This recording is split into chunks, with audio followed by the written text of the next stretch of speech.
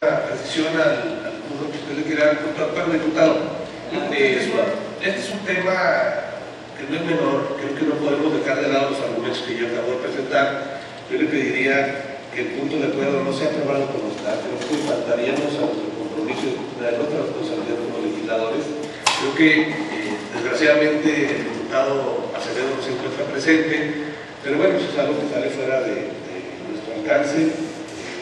Pero yo le pediría, diputado, que este punto de acuerdo sea retirado o bien sea turnado a la comisión para su análisis y estudio, porque no es posible que demos un turno de esta manera, un punto de acuerdo que no cuenta con suficiente información.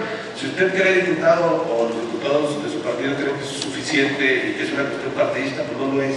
Es un tema que, como dice el punto de acuerdo, nos debe importar a todos, por lo que le pido que modifique el turno del punto de acuerdo. Le agradezco su intervención, diputado.